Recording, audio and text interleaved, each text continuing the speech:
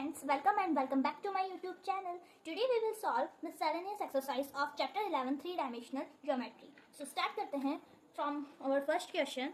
Find the angles between the lines whose direction ratios are a, b, c and b minus c, c minus a and b minus a minus b. So इसमें हमें direction ratios given है, तो हमें पहले formula इसका put करना होगा और उसके अकॉर्डिंग इसको सॉल्व करेंगे हम. Solution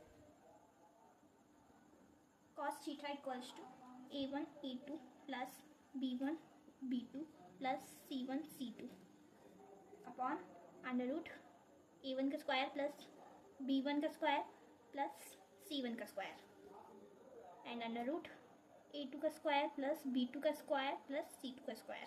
so this is the formula. तो इस जब हमें डायरेक्शन कोसाइंस दे रखे होंगे, डायरेक्शन रेशियोज दे रखे होंगे, तो हमें इस वाले फॉर्मूले से पुट करके हम इनमें पुट करके वैल्यूज़ को हमारा एंगल्स फाइंड कर सकते हैं. So cos theta equals to, so ratios हमें ए बी सी मतलब वेरिएबल्स की फॉर्म में दे रखे हैं, तो इसमें पुट कर देते हैं. a1 की वैल्यू ये है a एंड a2 की वैल्यू है b minus C plus b1 की वैल्यू है b एंड b2 की वैल्यू है c माइनस a. c1 की वैल्यू है c एंड c2 की वैल्यू है a minus b upon a square plus b square plus c square under root b minus c का whole square plus c minus a का whole square plus a minus b का whole square. तो इसको solve कर लेंगे. cos theta equals to A B minus C A plus B C minus A B plus C A minus B C upon A square plus B square plus C square. As it is हो जाएगा ये.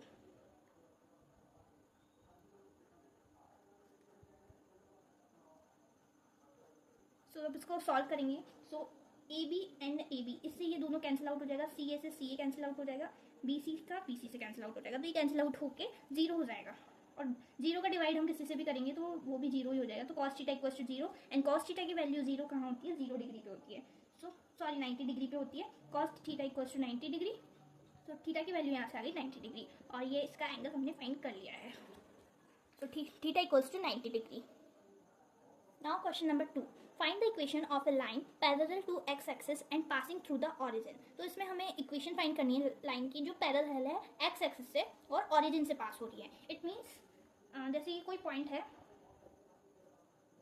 ये x-axis है, ये y-axis है and ये z-axis है. तो x-axis से हमारे जो भी लाइन है वो पास हो रही है और पैरेलल है और उसके कोऑर्डिनेट्स ऑरिजिन से पास हो रहे हैं. तो कोऑर्डिनेट्स 0 0 0 होंगे.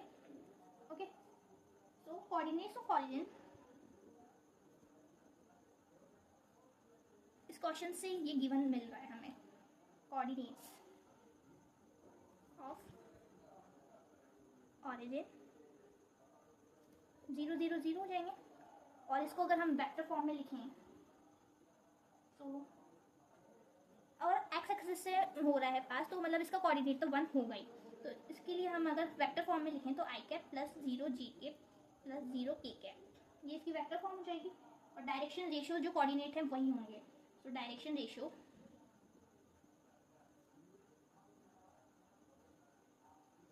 ए इक्वल्स टू 1, क्योंकि एक्स एक्सिस से हो रही है पास, तो एक्स एक्सिस का कोऑर्डिनेट ए डायरेक्शन रेशियो 1 होगा, बी का 0 एंड सी का 0 sorry.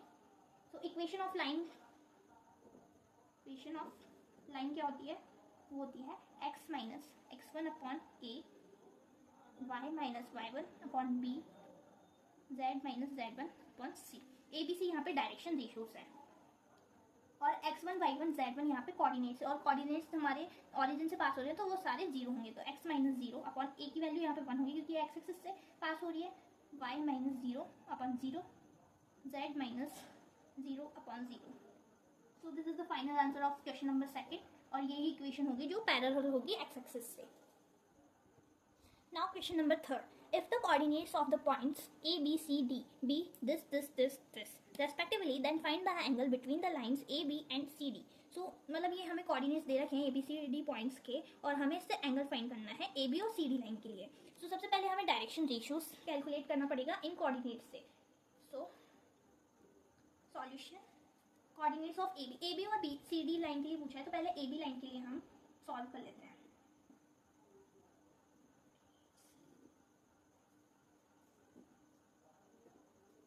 Coordinates of A and B, तो एज्यूम कर लेते हैं ए एंड बी दिस है 1 2 3 एंड 4 5 7। ए एंड बी ये है, तो हमें इसके लिए डायरेक्शन रेशियोज कैलकुलेट करने होंगे। डायरेक्शन रेशियोज, तो डायरेक्शन रेशियोज हमें कोऑर्डिनेट से कैसे कैलकुलेट करना होता है, वो होता है x2 minus x1, y2 minus y1, z2 minus z1। इस तरीके से हम सॉल्व वो कोऑर्डिनेट डायरेक्शन रेशियोज निकाल सकते हैं। सो x2 है 4 माइनस 1 3, 5 माइनस 2 3, 7 माइनस 3 5, सॉरी 4, 7 में से माइनस 3 करेंगे तो 4 होगा ना। तो ये डायरेक्शन रेशियोज निकाली हमने ए बी लाइन के लिए। अब डायरेक्शन रेशियो निकालेंगे हम सी डी लाइन के लिए। सो कोऑर्डिनेट्स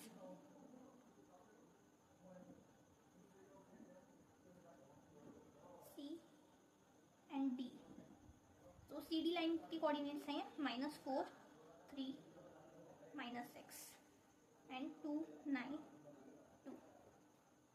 सो इसके लिए डायरेक्शन को रेशियोज निकालेंगे।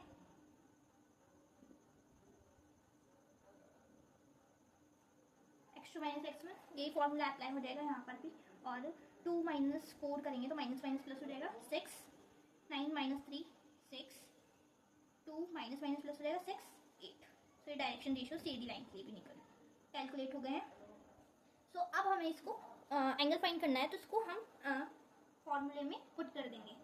सो cos theta equals to a1 a2 plus b1 b2 plus c1 c2 by a1 का स्क्वायर a2 का स्क्वायर, ओ सॉरी b1 का स्क्वायर प्लस c1 का स्क्वायर, a2 का स्क्वायर प्लस b2 का स्क्वायर प्लस c2 का square.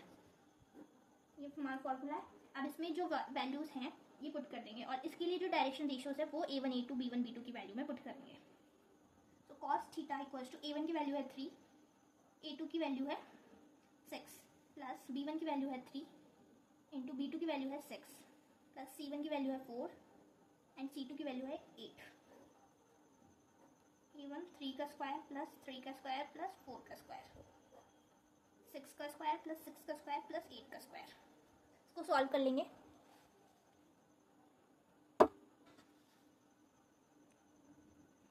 cos theta equals to 6 3 जा 18 plus 18 plus 32, 3 का square 9 plus 9 plus 16 under root 6 का स्क्वायर 36 36, 8 का square 64।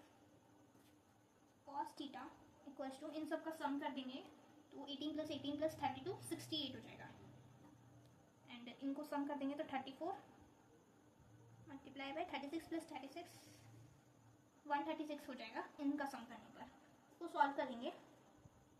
cos theta equals to 68 by इन दोनों का मल्टीप्लाई हो जाएगा तो 4624 हो जाएगा। 4624 किसका अंडर रूट होता है, वो होता है 68 का अंडर रूट। तो 68 बाय 68 कैंसिल आउट हो जाएगा और इसकी वैल्यू आ जाएगी 1।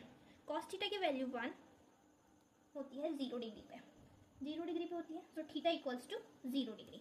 सो this is the angle of cos theta. So this is the final answer of question number 3rd. Theta equals to 0 degree. Now question number 4th. If the line this and this are perpendicular, find the value of k. तो यहाँ पे हमें k की value find करनी है और ये equation of line given है हमें, और इससे हम यहाँ से हमें डायरेक्शन रेशियोज मिल सकते हैं डायरेक्ट -3 2k एंड दिस इस तरीके से हमें पता कर लेंगे। सो सॉल्यूशन a1 की वैल्यू यहाँ पे -3 है, ये डायरेक्टली हमें फॉर्मूले के अकॉर्डिंग पता चल चुका है इसलिए। एंड b1 की वैल्यू है 2k, जो भी हमारे इक्वेशन ऑफ लाइन में डेनोमिनेटर में जो होता है वो डायरेक्शन रेशियो होता है। c1 equals to 2, a2 equals to 3k, b2 equals to 1 and c2 equals to -5। So ये वैल्यूज हमें इन दोनों इक्वेशन से मिल चुकी है, और ये दोनों लाइंस परपेंडिकुलर है। तो परपेंडिकुलर के लिए एक इक्वेशन थी a1 a2 plus b1 b2 plus c1 C2 equals to 0। ये 0 हो जाएगी अगर हमारी लाइन जो है इक्वेशन ऑफ लाइंस वो परपेंडिकुलर होंगी। तो ये सारी वैल्यू हमारे पास है, इस फॉर्मूले हम पुट करके k की वैल्यू कैलकुलेट कर लेंगे। तो a1 की वैल्यू है -3, a2 की वैल्यू है 3k, प्लस b1 की वैल्यू है 2k, b2 की वैल्यू है 1, प्लस c1 की वैल्यू है 2 into -5 equals to 0। So solve कर लेंगे इसको। -9k प्लस 2k माइनस 2 5 से 10 इक्वल्स टू 0। तो इसको उधर शिफ्ट कर देंगे, 9 और 2 माइनस हो जाएगा तो -7k equals to 10, k equals to 10/7 minus हुआ। तो यहाँ से हमारी k की वैल्यू कैलकुलेट हो चुकी है, k equals to -10/7। So this is the answer of question number 4। Now question number 5, find the shortest distance between the lines R vector this and this. मतलब 2 हमें वेक्टर इक्वेशन दी हुई है और इससे डायरेक्ट हमें शॉर्टेस्ट डिस्टेंस फाइंड करनी है। यहाँ पे b1 एंड b2 की वैल्यू, यहाँ पे b1 एंड b2 की वैल्यू डिफरेंट है, तो हमें वो वाला फॉर्मूला निकालना है, पुट करना है शॉर्टेस्ट डिस्टेंस फाइंड करने का। सो स्टार्ट करते हैं solution. Shortest distance equals to e2 vector minus e1 vector dot product with b1 into b2 vector by magnitude of b1 into b2 vector. तो ये शॉर्टेस्ट डिस्टेंस फाइंड करने का formula है। तो a2 एंड a1 तो given है, b1 b2 भी given है। सो सॉल्व कर लेंगे। b1 वेक्टर है हमारा i cap minus 2j cap plus 2k cap and b2 vector है 3i cap plus 2j cap minus 2k cap. तो इन दोनों का क्रॉस प्रोडक्ट कर लेते हैं, b1 cross b2 vector i cap j cap k cap. So 1 minus 2 2 3 2 minus 2। So solve कर लेते हैं। क्रॉस प्रोडक्ट तो आपको आता ही होगा एटलीस्ट, ठीक है, इक्वल्स टू 4 प्लस 4। तो देखिए, जब मतलब मैं एक बार बता देती हूँ कैसे क्रॉस प्रोडक्ट होता है। तो आई कैप की जब हम वैल्यू निकालते हैं तो इसको हम नहीं लेते हैं, इन दोनों का क्रॉस प्रोडक्ट होगा और इन दोनों का क्रॉस प्रोडक्ट होगा। फिर प्लस माइनस जे कैप होगी तो हमेशा माइनस का साइन आएगा, जे कैप, फिर जे कैप की वैल्यू कुछ पा लेंगे और इन दोनों का मल्टीप्लाई और इन दोनों का मल्टीप्लाई हो जाएगा। सो -2 -6 प्लस के कैप, सेम प्रोसीजर के कैप के लिए भी होगा, -2 प्लस 6। अब इसको कैलकुलेट कर लेंगे। सो हमारा एक वेक्टर बन जाएगा 8 A cap 8 J cap plus 4 के कैप। तो ये हमारा क्रॉस प्रोडक्ट है, b1 है, b1 b2 का क्रॉस प्रोडक्ट, ठीक है। और इसका मैग्नीट्यूड भी निकालेंगे, b1 क्रॉस b2 का मैग्नीट्यूड 8 का स्क्वायर 64 होता है, 4 का 16। इन सबको सॉल्व कर लेंगे तो 144 हो जाएगा, इनका सम करेंगे और 144 12 का होता है, 12 का अंडर रूट होता है। a2 माइनस a1 कैलकुलेट कर लेते हैं हम। तो a2 की वैल्यू है -4 गिवन है क्वेश्चन में, वहाँ से हम डायरेक्ट सॉल्व कर देंगे। मैं डायरेक्ट सॉल्व करके बता दूंगी। तो -4 -6 तो ये हो जाएगी 10 आई कैप -2 जे कैप -3 के कैप। तो ये वैल्यू आ जाएगी a2 और -a1 की, और इसको हम फॉर्मूले में पुट कर देंगे शॉर्टेस्ट डिस्टेंस के लिए। -10 आई कैप -2 जे कैप -3 के cap dot product with 8 I cap plus 8 J cap. ये b1 एंड b2 का क्रॉस प्रोडक्ट का वेक्टर है और मैग्नीट्यूड इनका आया था 12। अब इस सबको सॉल्व कर लेंगे। शॉर्टेस्ट डिस्टेंस इक्वल्स टू -80, इन सबका मल्टीप्लाई हो जाएगा, -16 -12/12। सो शॉर्टेस्ट डिस्टेंस की वैल्यू हो जाएगी, इनका सॉल्व कर लेंगे। सो हो जाएगी 108/12 और इसको मल्टीप्लाई कर देंगे, कैंसिल आउट हो जाएगा। तो आएगी वैल्यू 54/6 एंड इसको भी डिवाइड कर देंगे तो 9। तो शॉर्टेस्ट डिस्टेंस की वैल्यू यहाँ से आ गई D9। शॉर्टेस्ट डिस्टेंस यहाँ पे 9 यूनिट आया है। तो this is the final answer of question number 5th। Now question number 6th। तो ये क्वेश्चन बोर्ड के पॉइंट ऑफ व्यू से बहुत इंपॉर्टेंट भी है और थोड़ा सा समझने में टिपिकल भी है, बट इसको मैं स्टेप बाय स्टेप समझाने की कोशिश करूँगी। So find the vector equation of the line passing through the point this and perpendicular to the 2 lines this and this. तो देखिए, हमें एक वेक्टर इक्वेशन फाइंड करनी है जो इस पॉइंट से पास हो रही है और परपेंडिकुलर है इन दोनों इक्वेशंस के। तो हमें एज्यूम करना है इसको इक्वेशन नंबर फर्स्ट इक्वेशन को कर लिया एज्यूम और सेकेंड इक्वेशन को एज्यूम कर लेते हैं। तो जो हमारा पॉइंट दे रखा है इससे पास हो रही है तो इसको भी हम वेक्टर फॉर्म में लिख लेंगे पहले।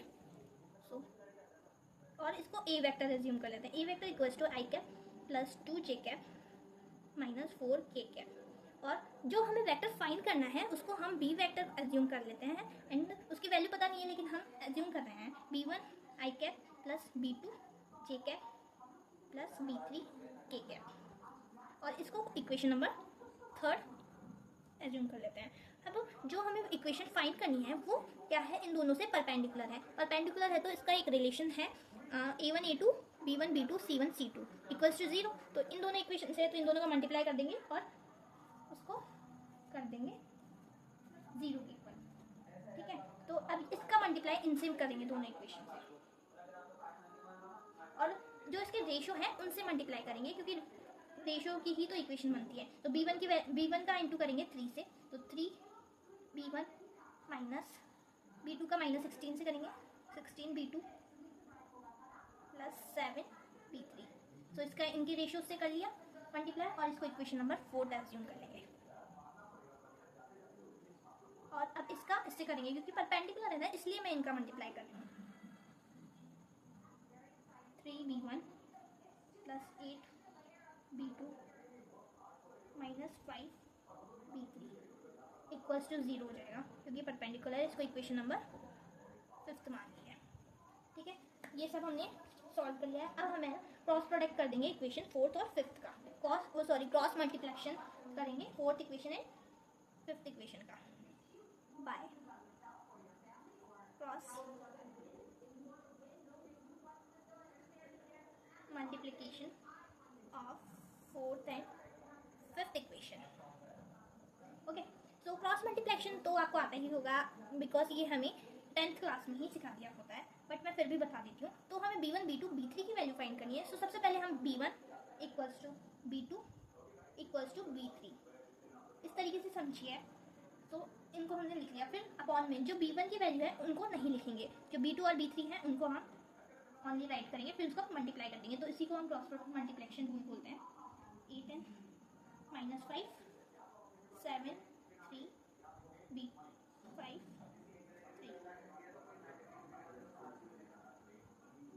ओके, मतलब b1 करना है तो b1 की वैल्यूज को छोड़ देंगे और बाकियों की लिख लेंगे। इसी तरीके से same processor b2 and b3 के लिए और इनका क्रॉस मल्टीप्लिकेशन करके सॉल्व कर लेंगे। सो b1 इक्वल्स टू इसका इससे मल्टीप्लाई करेंगे 80 माइनस 56 इक्वल्स टू b2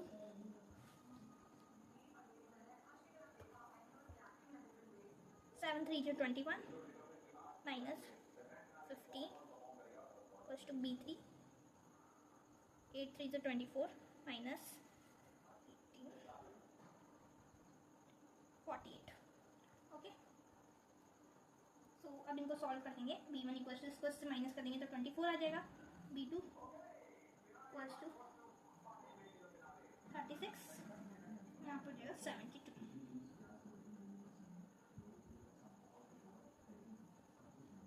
अभी कैंसिल आउट हो जाएगा 12 की टेबल से। सो b1 equals two upon 2 b2 upon 3 b3 upon 6। सो जो हमारी डायरेक्शन इश्यूज हैं अब इसको हम वेक्टर फॉर्म में लिख देंगे और ये b1 b2 b3 की वैल्यू हमें पता चल चुकी है। So b vector equals to 2i cap plus 3j cap plus 6k cap. और ये हमने वेक्टर फाइंड कर लिया है जो हमें क्वेश्चन में गिवन था। सो b वेक्टर फाइंड हो गया है और a वेक्टर जो होता है वो हमें गिवन था पॉइंट के थ्रू। अब इसकी फुल वेक्टर इक्वेशन राइट कर देती हूँ मैं। i cap plus 2j cap minus 4k cap plus lambda 2i cap plus 3j cap plus 6k cap. So this is the final answer of question number 6. So thank you so much.